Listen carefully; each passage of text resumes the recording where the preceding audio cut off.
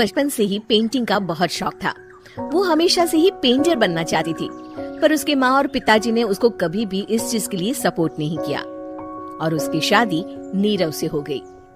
नीरव रजनी को बहुत प्यार करता था, पर रजनी हमेशा चुपचाप ही रहती। वो इस शादी से खुश नहीं थी। वो ये शादी नहीं करना चाहती थी। उसे तो हमेशा से पेंटर जो बनना था। अपने इस सपने को वो नहीं पूरा कर पाई, इसलिए वो हमेशा उदास रहती थी। रजनी, बहुत ही बढ़िया फिल्म लगी है, कल देखने चले? नहीं जी, कल मुझे बहुत काम है, मैं नहीं जा पाऊंगी।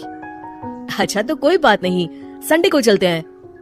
देखिए, मुझे फिल्म देखना पसंद नहीं है। आपको जाना है तो चले जाइए।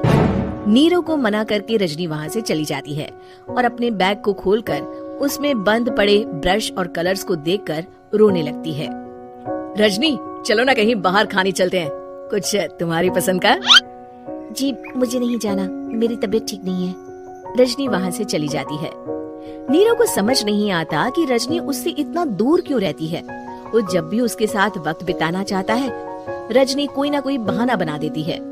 एक दिन घर पर कोई नहीं था। रजनी घर का सारा काम जल्दी से खत्म कर लेती है। घर पर अकेले होने के कारण वो सोचती है कि वो आज पेंटिंग करेगी। वो अपने कमरे में जाकर पेंट ब्रशेस और कलर्स निकालकर जैसे ही कलर मिक्स कर रही होती है कि दरवाजे पर बेल बज जाती है। अब कौन आ गया इस वक्त? इतनी मुश्किल से तो मुझे पेंट करने का मौका मिला है। रजनी दरवाजा खोलती है तो उसकी सास अपनी सहेलियों के साथ खड़ी होती है और सब घर के अंदर आ जाते हैं। अरे बहू, सबको शरबत बनाकर पिला दे, बाहर तो बड़ी गर्मी है। उफ। जी। रजनी पेंट ना कर पाने से उदास हो जाती है। उसे गुस्सा भी आ रहा होता है कि उसने इस शादी के लिए हाँ क्यों कह दी। वो रसोई में जा रही होती है कि उसकी सास उसे रोकती है। बहू, सबके खाने का भी इंतजाम कर लेना, आज का लंच तो ये सब यहीं करेगी। हाँ। रजनी बिना कुछ कहे रसोई में चली जाती है। सबके लिए खाना बनाती है।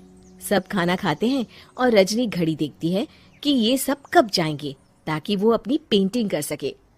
जब शाम होती है तब सब चले जाते हैं अपने घर। अरे बहू, सब तेरे खाने की तो बहुत तारीफ कर रहे थे, सबको बहुत अच्छा लगा खाना। आपको मुझे सुबह बताना चाहिए था ना कि आपकी सहेलियां आ रही है। पता भी है कितना वक्त लगा सारा खाना बनाने में।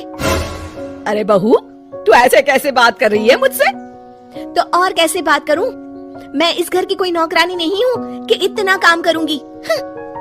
रजनी अपने कमरे में जाकर दरवाजा बंद कर लेती है। शाम को जब नीरव आता है तो उसकी माँ उसे पूरी घटना के बारे में बताती है। क्या रजनी ने आपसे इस तरह बात की? माँ? हाँ, और पता नहीं उसे क्या हो गया है, शाम से बाहर भी नहीं आई है। मैंने तो कई बार आवाज दी, खाना भी नहीं खाया उसने। तू ही बात करके देख ले बेटा। नीरव अपने कमरे का दरवाजा खटखटाता है। रजनी, दरवाजा खोलो, मैं हूँ। रजनी दरवाजा खोलती है और फिर वापस जाकर अपने बिस्तर पर लेट जाती है। रजनी, माँ से बात करने का ये क्या तरीका है? मैंने कोई गलत बात नहीं की है। अरे तुम क्यों ऐसे बर्ताव कर रही हो सबके साथ? क्या तुम इस शादी से खुश नहीं हो? रजनी कुछ नहीं बोलती। अरे बताओ मुझे रजनी, क्या ये शादी तुम्हारी मर्जी के खिलाफ हुई है? हाँ, मैं ये शादी कभी नहीं करना चाहती थी। तुमसे क्या, मैं किसी से भी शादी नहीं करना चाहती थी। रजनी रोने लगती है। चुप हो जाओ रजनी, बताओ मुझे, तुम क्यों नहीं करना चाहती थी शादी? रजनी बेड के नीचे से अपने पेंटिंग्स, कलर्स, ब्रश, पेपर्स निकालती है। इतने में उसकी सास भी कमरे में आ जाती है। ये देख रहे हो, ये थे मेरे सपने। मैं पेंटर बनना चाहती थी, पर माँ पापा ने कभी सपोर्ट नहीं किया और मेरी शादी करवा दी। मेरे सारे सपने टूट गए। हर वक्त बस गुस्सा आता रहता है मुझे। मैं जानती हूँ कि आप लोगों की इसमें कोई गलती नहीं है, पर मैं क्या करूँ, मुझे समझ में नहीं आता।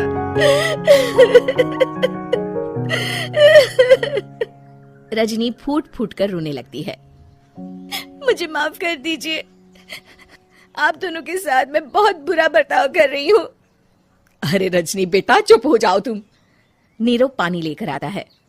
ये लो पानी पियो और शांत हो जाओ। रजनी पानी पीती है और उसकी सास पेंटिंग्स देख रही होती है। अरे नीरव, हमें तो पता ही नहीं था कि हमारी बहू कलाकार है। अरे कितनी अच्छी पेंटिंग्स बनाई है, देखो तो।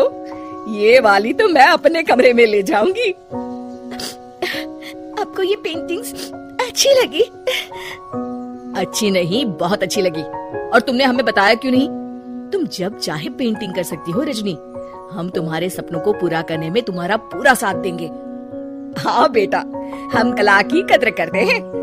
हम कलाकार तो नहीं, पर मुझे गर्व है कि मेरी बहू एक कलाकार है। रजनी, नीरव और सास तीनों हंस पड़ते हैं।